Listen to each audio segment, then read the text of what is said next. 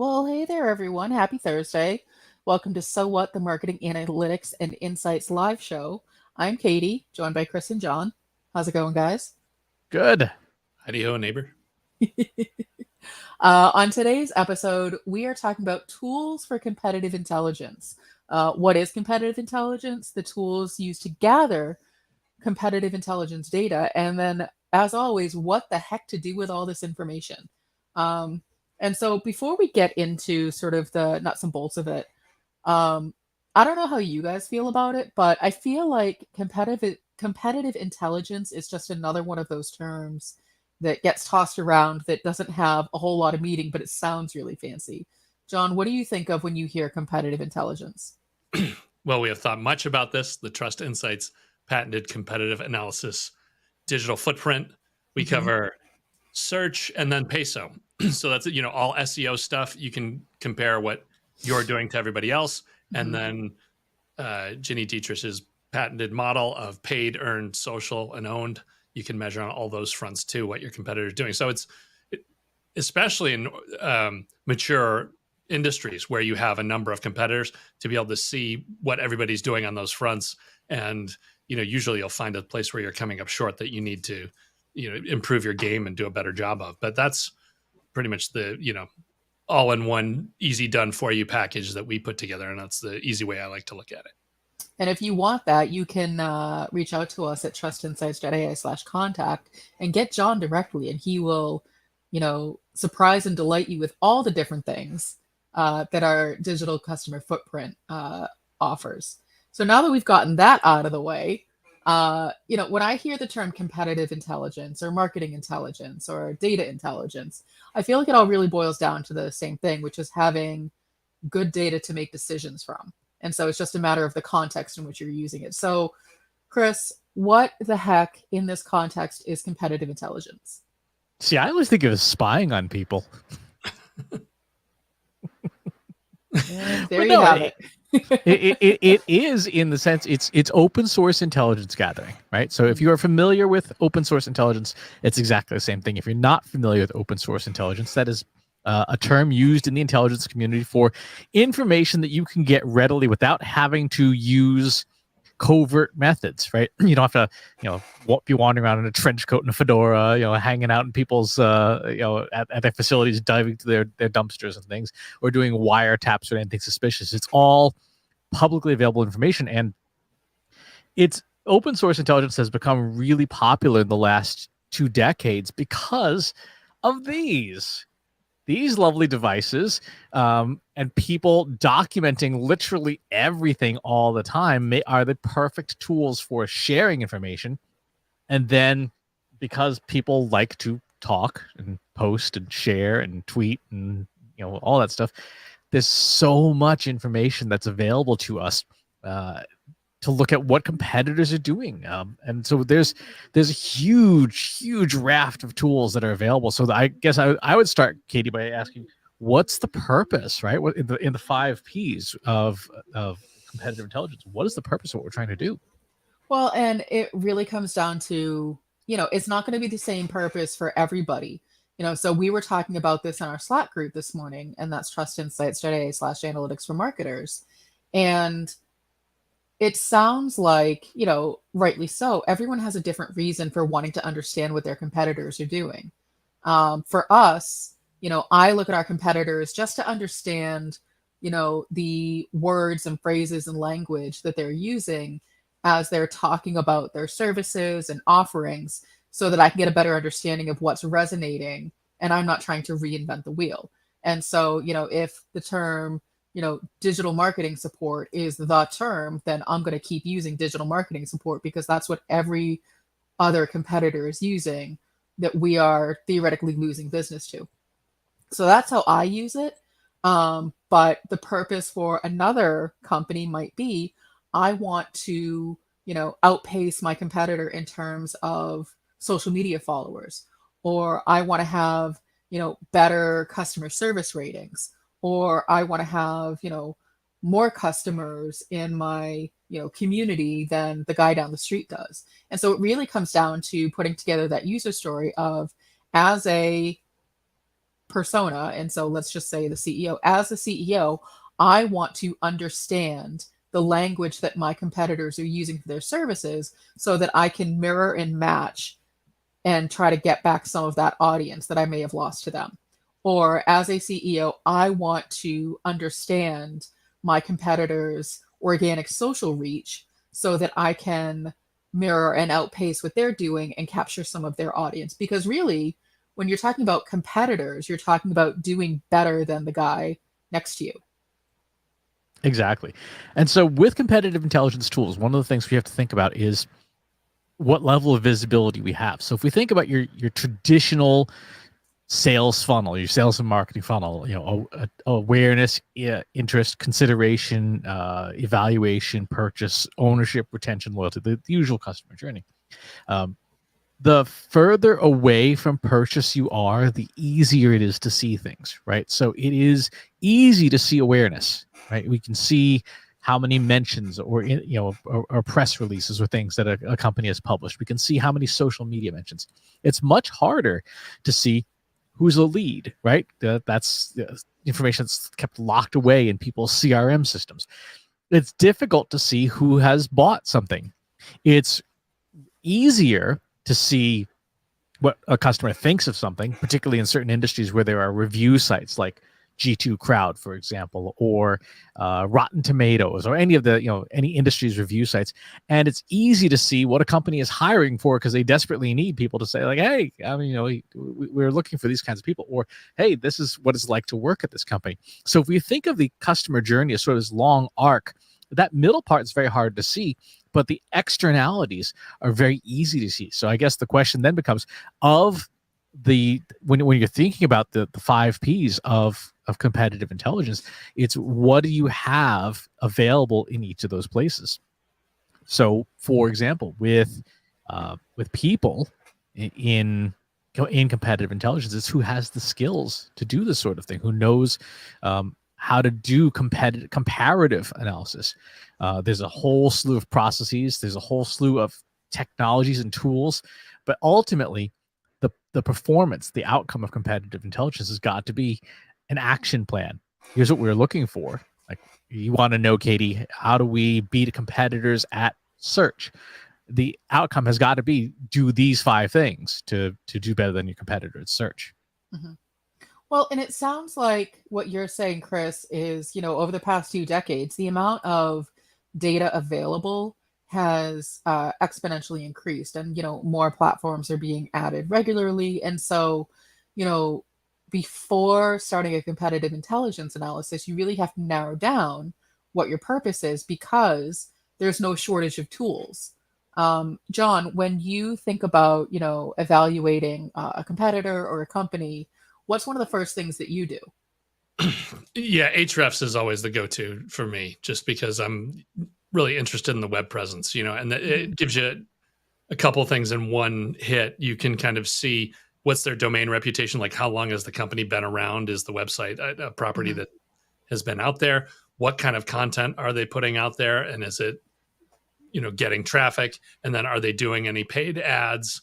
You get it's not the be all end all, but it is a good one-stop shop to at least figure out who the players are. And or more importantly, I always joke about it as a bozo filter. You can, there's 4 or 5 companies that say they compete, but you go look on Ahrefs, so you're like, oh yeah, no, they've had 4 visitors in the last 3 months. Like, we don't need to worry about these people.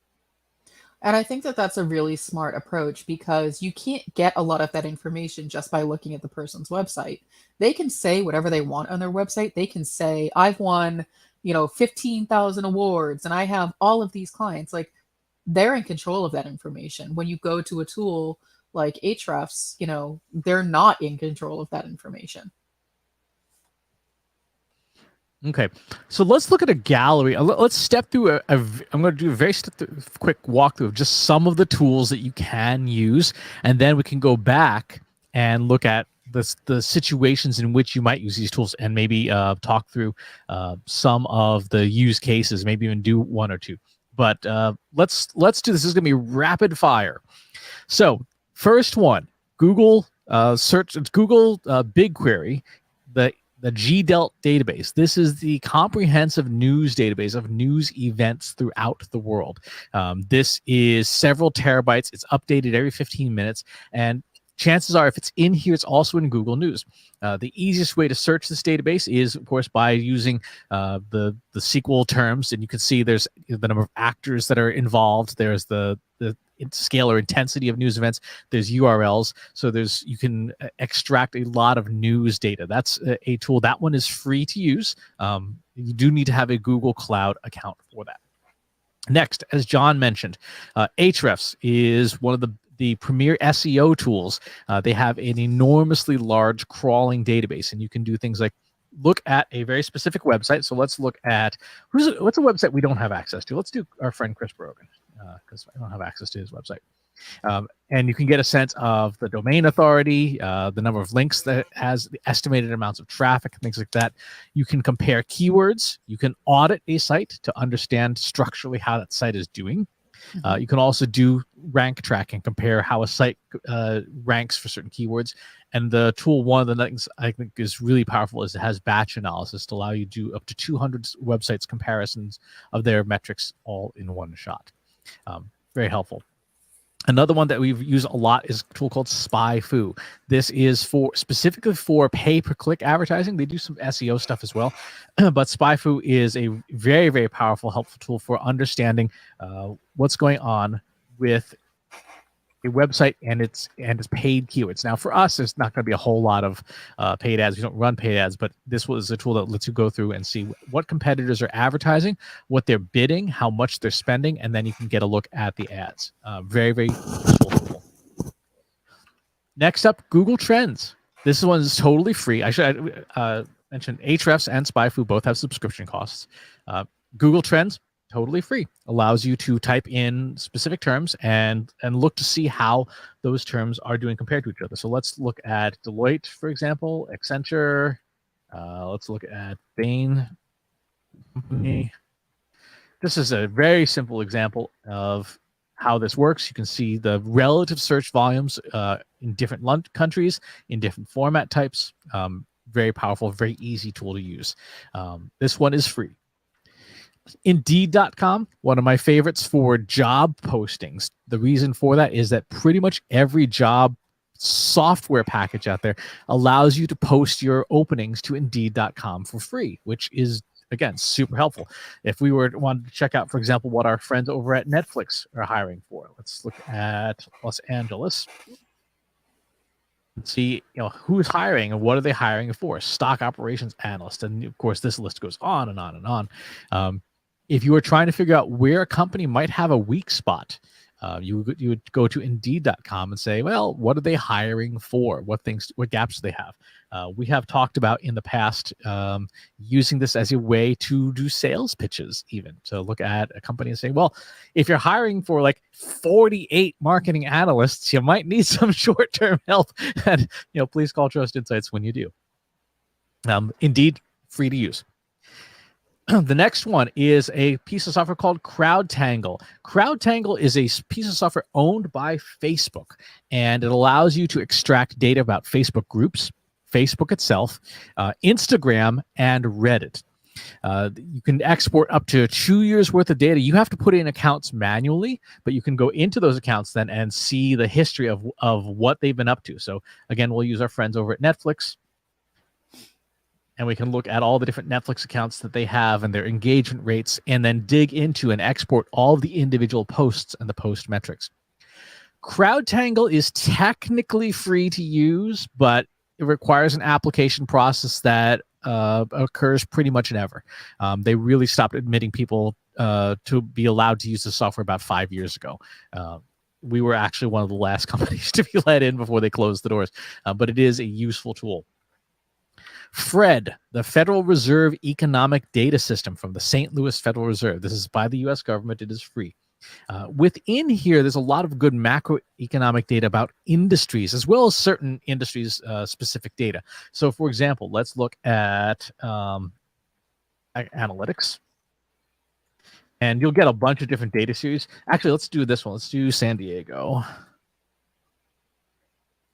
And you can look at things like real estate jobs, Indeed.com postings and stuff. So if you are, for example, in the real estate industry and you wanted to check out a market or how competitive a market was for real estate, this would be a great tool to use. And there's a gazillion and a half data series in here. So there's macroeconomic data that you need to use to understand how not a specific competitor, but how competitive a space could be.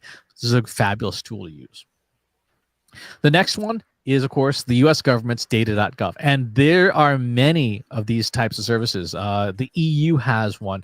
Most nations have one of these data portals. That at least democratically elected nations seem to have these. And you can look at very specific things, and you can look at broad categories. So some things like named company names, they may or may not be in here, but you can definitely get, again, industry data, and it will help you understand film production, what data the government has available, and then how you could get that data and work with it.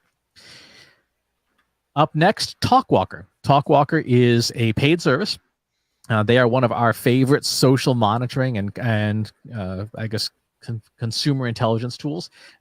You put in your search terms in here, and you can look at let's take a look at different media types and the individuals, as well as information about the crowd. So, for example, I can look when I'm at the search term Netflix. I can look at news, newsletters, Twitter, YouTube, and so on and so forth, get a sense of the search volume or the social volume in terms of what's being said.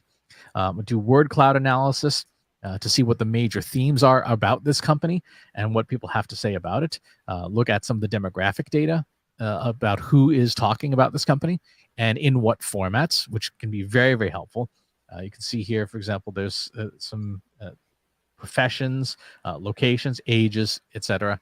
And as I said, you can get the verbatims, which is the individual results. So TalkWalker is it's a paid product, but highly recommend it if you want to be doing anything with news, social content, and social video. Next up is Open Food Facts. This is for the food and beverage industry specifically. This tool is a massive user-generated database of 2.8 million products around the planet. So if you are in food and beverage and you're looking at, you want to do competitive analysis of specific types of foods that your competitors offer and the nutritional values and data and reviews, great way to do that. The Internet Movie Database has all of its data available. You can download these massive tables. So if you are in film or TV production, you can, again, do competitive analysis, look at ratings, look at reviews, look at the velocity of growth of any particular show or franchise or selection of shows.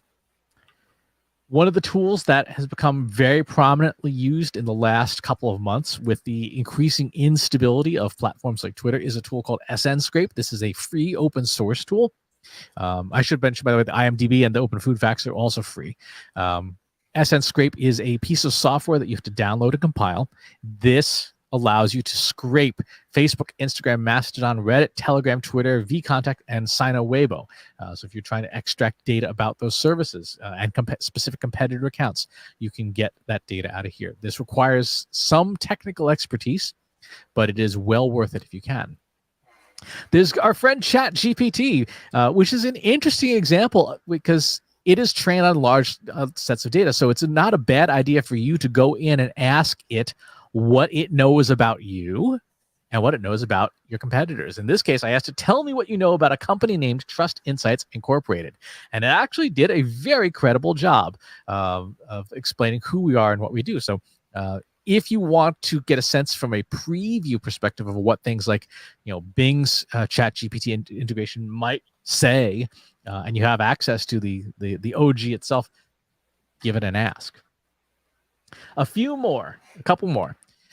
MX Toolbox is a very powerful tool for examining someone's email reputation. So you can put in the domain of yourself or a competitor and look to see how well set up they are technically. And then, are they on any email blacklists? Thankfully, we are doing good. But you can obviously imagine there are plenty of companies that are not. And it would be good to know from a competitive perspective if your competitors have some email issues that might be reducing their reach. Google itself is a very powerful tool if you know how to ask it questions. So in this case, I'm asking Google, show me unprotected spreadsheets that are accidentally listed on U.S. government websites that contain emails. Of course you are. And there's a large number of these. You can just go ahead and download all of these if you wanted to. The use obviously is to do competitive scans of domains to ask it things. For publicly traded companies, a company like Seeking Alpha is a very, very powerful tool. It is subscription based, but there's a lot you can get out of the free subscription before you have to start paying for it. I particularly like that you can get things like earnings call transcripts, where you can get the transcripts of earning calls and then use natural language processing to pull out the major themes of what it is that people are talking about on the earnings calls. You will find a lot of information for publicly traded companies about what they think are major problems. And finally, Google Scholar. So Google Scholar is another portion of Google, but this one is specifically looks at academic papers that have been published about or from a competitor. So if you're looking for competitors and you have a field where academic publishing is a thing, this is a great resource to go and see what your competitors are publishing about. A few weeks ago when we did our show on social media algorithms, this is one of the sources where we found those papers to find, here's how Twitter's algorithm works. Here's how LinkedIn's algorithm works. And one last one. I forgot about this one. Glassdoor. Glassdoor is a super powerful place to go to ask, what's it like to work there? And there are certain tools that you can use to extract information programmatically. So if you wanted to gather up all the 1-star reviews about a competitor and kind of get a sense of what it is that people don't like about working there, if you're trying to hire away from competitors, great tool to use, but also just gives you a sense of what it's like to deal with that competitor, what's like to work at that competitor, and maybe some of the system-wide issues that they're having. So that's a short, very fast run through a lot of different tools, which is one of the reasons why we're talking about how important it is to have those user stories and those 5 Ps defined. Yeah, no, and I think that's, it's dizzying. I was writing down the names of the tools as you were talking. And so if I changed the video, that might have been me accidentally. What about tools? This is obviously not an exhaustive list of tools that are available. And I think that's, sort of the overwhelming piece. Like if we think back to the Martech 9000, there are literally over 9,000 tools possible in a Martech stack. And we've actually started talking about tools outside of the Martech stack. So add those tools from different industries on top of the 9,000 plus tools, and, focusing your purpose first is, number one. And so that goes back to that user story of, as a persona, I want to sow that. And so, if you are, someone who, your executive team comes to you and says, I want to do a competitive analysis, go find my top 5 competitors and tell me what they're doing. Well, we just in 15 minutes covered 1, 2, 3, 4, 5, 6, 7, 8, 9, 10, 11, 12, 13, 14, 15, 16, 17 different possible tools. And that's not even scratching the surface of how many are available. And so you're probably going to be like me, and your eyes are struggling to focus because so much information just came at you that your brain is like, okay, I'm done. I'm overwhelmed. I'm good. Chris, what about tools like Screaming Frog or Scrutiny? Are those tools that you could use for competitive analysis as well? Absolutely. So Scrutiny is one of my favorites. Scrutiny allows you to crawl someone's website and extract all of the information on it. So this is a tool that I have used very, very recently, actually, as part of the whole Save Warrior Nun campaign to find Twitter handles of people. But you can, if there are links on a site, you can scrape that site. I recommend you do it with a VPN, and then you can get a full digest of everything that site links to. And you can even do things like build your own network graph to understand, okay, here's how, what the most important pages are. Here's how pages link to each other. You can find files that maybe that the people on that site don't know are publicly available that really shouldn't be. So there's all sorts of different ways that you can look at someone's website. You can do an SEO assessment of some of the basics. How well optimized is this site? I don't know. John, is your head spinning yet? Yeah, no, it's, there's a huge, gigantic array of options, and so it's just a matter of kind of where do you want to go? What do you want to dig into? But yeah, there's no shortage of stuff. And it is, I hadn't thought about it in the terms that Chris had put it, how, yeah, pre-internet, like you had to go bang on the door or get your janitor costume on and go through the trash cans. There was no other way to do this. And now there's data just kind of spilling over that people have forgotten about. I was unaware of the whole IMDb database. I didn't realize you could just go grab that whole thing. That's insane to me. I can't believe they don't charge for that, but I guess you can defend it against bias if you say, hey, it's out there and everybody can look at it and verify, here you go. Yep. There's the IMDb database, and there's any place that someone's got an API, there's probably data available. I mean, that's one of the I guess more sophisticated hacks of competitive intelligence is if a company has got an API and it's open to the public, meaning you don't have to do anything unsavory to get access to it.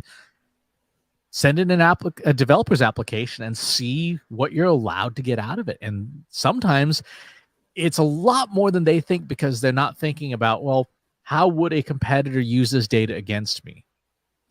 Well, and I think that's, you didn't say it explicitly, but this is sort of the important piece to know is that just because the data is available doesn't mean that you can use it. And so you have to have some level of data analysis skill, maybe some level of coding. So when you were showing sites like Fred and data.gov and Indeed and IMDb and Open Food Source, if you're extracting data from those sources, you have to know what to do with it once you get it. And oftentimes you're not getting it immediately in this nice, clean, pristine, usable form with really nice labels and no anomalies in the data. Like you have to clean the data. And a lot of times, I know with a lot of data.gov and other government sites, there's a corresponding data dictionary and you have to try to piece it together. And so just because it's available doesn't mean it's instantly out of the box usable, which is why some of these other services like Ahrefs and SpyFu and TalkWalker and Scrutiny and Screaming Frog cost money because someone has done the work to clean up and present the data to you. Exactly. This, for example, is what you get out of SN Scrape. SN Scrape gives you what is called JSON-L files, which is just a long text file in JSON markup language of Twitter data. If you are not accustomed to processing this kind of data, this is really not going to be helpful. And that is one of the great challenges of this. The absolute worst, the champion of impossible to use data is US government data. So you can get, for example, all the data about every single political campaign and who's donating down to the dollar by person from the Federal Election Commission. It comes in a format that was probably in use in 1975 with someone's mainframe. Like it is one of the worst, most painful data sources to use. Super valuable, hard to use. And so there are actually companies that charge political campaigns like $1,500 a month just to get access to data that's freely available because it's such a pain in the butt to work with the Federal Elections Commission data. I have often thought of opening up a cottage business on the side where you can just, people can access the data at like a discount. Like here, get the Trust Insights, $500 a month data, exactly the same as those other services, but it's 2/3 less because we're competent at coding. Well, if you're interested in that, contact John Wall. He'll set you up. But it's actually that's a really good point.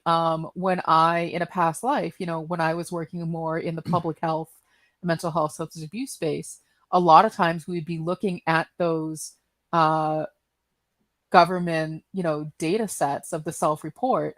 I was going to say I'm hard pressed to remember any of what they were at the moment, but they would come out in really unusable forms. And so you're talking about, data that was already at, a 2-year lag. And then you finally get this data that you and your stakeholders have been waiting for, and it's messy and unusable. And so you have to spend another 6 months cleaning it up using, SPSS, because at the time that was the most appropriate tool to use it. And it was just, just because the data exists does not mean you're going to be able to immediately, use it.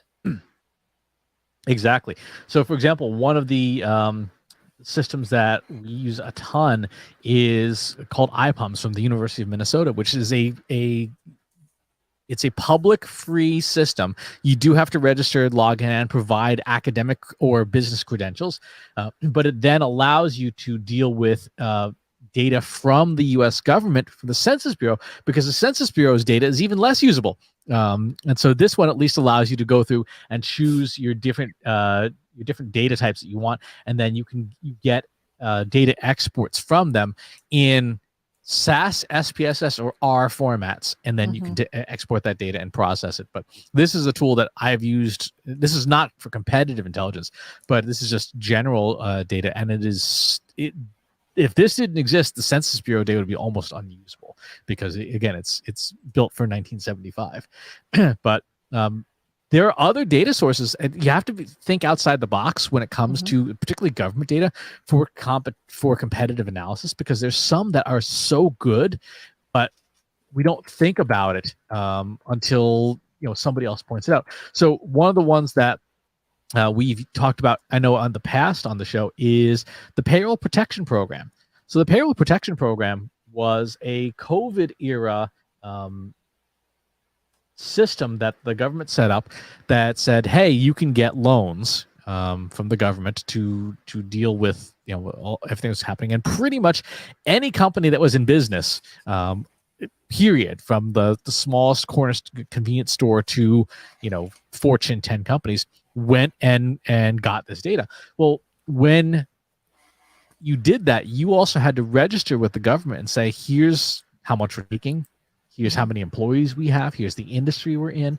And so this data set, which is freely available from, I think it's the Department of the Treasury, has all your competitors and their most recent data, because they had to submit it in order to get these loans. Yeah, I mean, and so I think the point that we have now completely driven home is that there is no shortage of available data if you are asked to do some kind of a competitive analysis. And, to Chris's point, think beyond just, okay, how many Twitter followers do they have? How many articles did they publish this week? Or, how many times is their CEO mentioned in the news?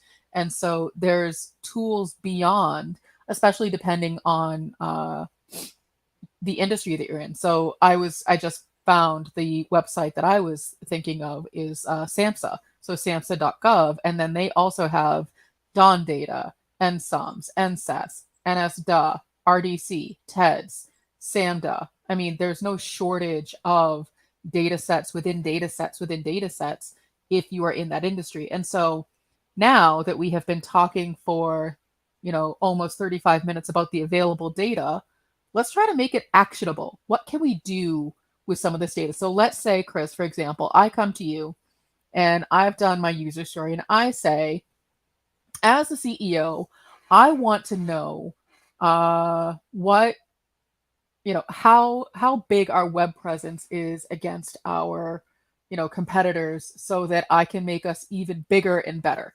Really what I'm saying is I want more awareness. So where do we start with that? What do we do? Because that's a big question.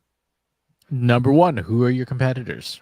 Right? It's not a fishing expedition. You have to have some level of focus. So who are the competitors that you care about? That would be the first place to start. And then the second question is, okay, it's website. You care about awareness. What specific measures does that mean? Are you talking about organic search traffic? Are you talking about pay-per-click advertising? What data set are we working with? Knowing who's involved and what kind of data determines the process, right? If you know the people, or in this case, the corporate entities, and you know the data set, which comes from the platforms, then you can decide, okay, how are we going to present this? How are we going to extract, transform, and then present this information? If we don't have that information, it's very, very difficult to do any kind of meaningful competitive analysis. So, Katie, how do you want to do this? Excellent question. Do you want me to sort of list off competitors, or like what data, let's say I'm a, loudmouth CEO who doesn't know what's going on. How would you, the analyst, start narrowing down my big ask. I'd say, okay, let's pick 3 competitors. Who are the competitors that you care about, that you really want to go after? So let's say, for the sake of this exercise, let's go McKinsey. Let's go, Deloitte. And let's go Bain. Because I have big, lofty aspirations, right or not, we're going to be bigger than all of them one day. Okay. So initially, we, just the very basic, we see McKinsey, Deloitte, and Bain. McKinsey and Deloitte rank for about 1 million keywords. We rank for under 1,000. So we got a little bit of work to do there. Traffic wise, about the same. And then we can obviously go through and take a look at the different links. So there's some pretty clear gaps in our measures between the number of referring domains. Clearly, one of the big things that we should be looking at is getting more links. When you look at in this case Deloitte has 89 million links to its website, right? And McKinsey has 7.3 million, and we have 73,000. 73,000 is respectable. I mean, that's not zero, but it definitely shows, okay, there's a pretty big gap there. The next step that we would want to ask is if we want to increase our awareness, we need more links. To get more links, we need to go and start figuring out, okay, well, where should we be getting those links from? So in this case, we'll start here. It does not link to trustinsights.ai. And so I'm looking for different places that link to 1, 2, or all 3 of these competitors that don't link to us. Now this is, again, a good starting point to ask some of those questions about, who do they get their links from? What quality of websites do they get their links from? And then based on what this would spit out, we would then say, okay, well, of those places that are giving them links, and this does take a little while, how realistic is it that we would be able to go and get comparable value links? Because no offense to us, but when McKinsey releases a new paper, it's not terribly hard to get people to link to it because of the McKinsey brand. It's slightly harder for us. It's not impossible, but it's slightly harder for us. John, so you mentioned at the top of the show that Ahrefs is one of the first tools that you do. Is this one of the types of analysis that you're looking at, or is this something that you might start incorporating into your research? Yeah, no, I've seen this report. It's usually not the first one that I run. The big one is the other one that shows content, to actually see what are the 4 or 5 biggest resources on their website. That's really where you can get a feel of, the stuff that they're publishing. Is it getting any traction for them? And that's just like the easy steal. You go look at those top 20 and you say, okay, which ones of these 20 do we not have on our website? And that's an easy place to get started as far as, gaining some ground on your competitors. Yeah, there you go. So see if there's anything we can steal from McKinsey right off the top. What is the metaverse? What is the meta? Yeah, that's... Well, when will the COVID-19 pandemic end? Never.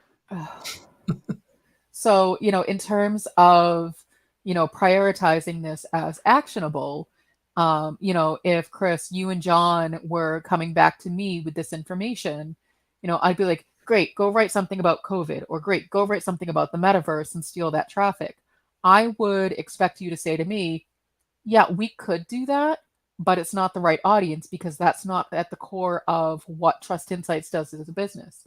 And so just because you're seeing this information doesn't necessarily mean it's the right information. And so, you may get, into this and like, what is blockchain something? I can't read what that says, but what is blockchain?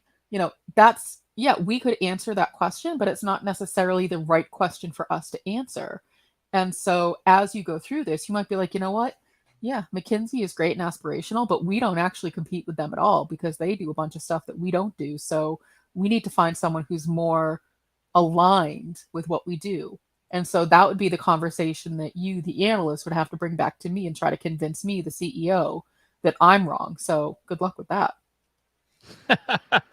It is challenging because you do have one of the challenging parts of competitive intelligence is that there is a natural, well, they're doing it at work, so we should be doing it too. Mhm. And it's like, well, I can look at Kobe Bryant. He plays basketball and it has done very well. So should I go play basketball? Probably not. Right?